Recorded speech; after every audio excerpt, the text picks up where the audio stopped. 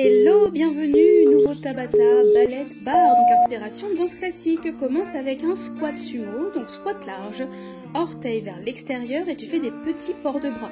Veille à avoir les épaules bien abaissées, les abdos allongés et tu tires du sommet de la tête. Le but de ce Tabata aujourd'hui, c'est de travailler les muscles posturaux et nos alignements. Le prochain exercice, ce sera un soulevé de terre. Donc tu ne seras pas obligé de décoller la jambe arrière. Dans tous les cas, tu fixes ton appui au sol sur un pied, hanche parallèle au sol et tu essaies de descendre en allongeant du long des jambes.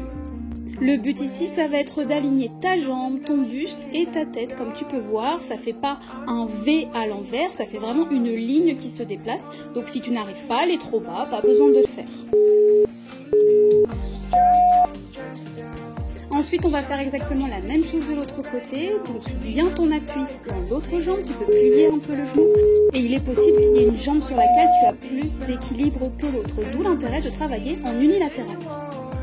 Donc, quand on dit qu'on travaille les muscles posturaux, c'est-à-dire qu'on travaille énormément la sangle abdominale et les muscles du dos, de la posture. Cet exercice est génial parce qu'il travaille aussi tes muscles inférieurs, notamment le grand fessier et l'arrière des cuisses. Pour le prochain exercice, on va rajouter un peu plus de mobilité de la hanche et ça va venir engager, solliciter vraiment à fond ta sangle abdominale. Donc comme tu peux voir, je travaille en ouverture et en fermeture de hanche. Je fais des petites rotations de hanche et j'essaye encore une fois de rester bien stable sur mon bassin. Veille également à garder cet auto-grandissement, tire du bout des doigts. On fait les mouvements jusqu'au bout des extrémités de notre corps. Donc c'est vraiment inspiré de la danse classique, c'est vraiment le côté auto-grandissement. Pour le prochain exercice, évidemment, on fait exactement la même chose. Et sache, pour finir sur ce que je disais juste avant, que quand on s'auto-grandit naturellement, on vient solliciter les muscles du transverse. C'est les muscles qui tiennent notre sangle abdominale et qui permettent d'avoir un effet ventre plat.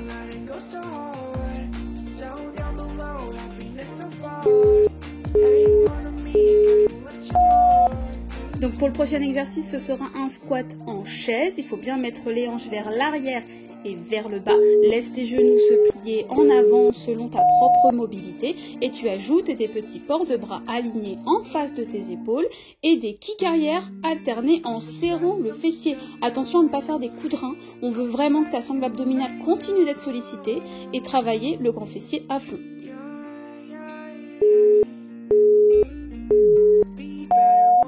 Ensuite, on va venir se placer au sol en oblique, c'est-à-dire que tu te mets vraiment sur la tranche du corps.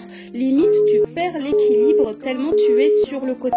On n'est pas du tout assis en arrière. Tu vas faire des petites rotations avec jambes tendues en fixant le bassin à fond. Comme tu peux voir, je ne me balance pas dans tous les sens. C'est vraiment comme ça qu'on va venir travailler les abdominaux obliques.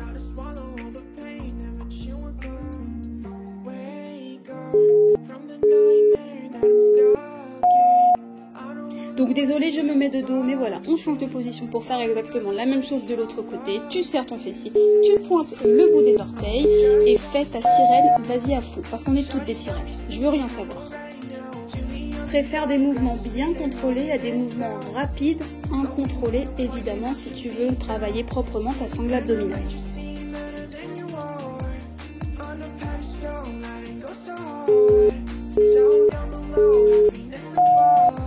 Viens sur le dos et tu vas caler tes mains en dessous de tes fessiers ou de tes hanches en fonction de là où tu es le plus confortable et tu vas venir presser la zone lombaire dans tes mains. On va faire des ciseaux, c'est-à-dire qu'alternativement, on va venir descendre une jambe et l'autre, toujours en continuant de presser les lombaires dans les mains. Si c'est trop dur, jambes tendues, n'hésite pas à le faire jambes pliées et à aller toucher le sol avec le bout des pieds.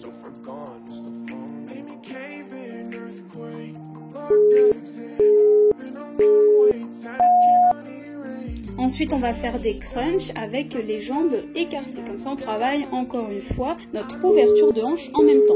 Les petits crunchs que tu vas venir faire, tu vas tirer du bout des doigts tout en continuant d'écraser le nombril en direction du sol.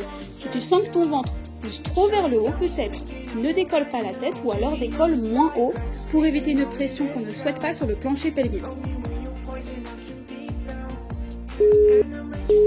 C'était notre dernier exercice, n'hésite pas à faire ce circuit plusieurs fois pour plus d'efficacité. 5 minutes, c'est toujours mieux que rien, ne culpabilise pas. Abonne-toi si tu en veux plus.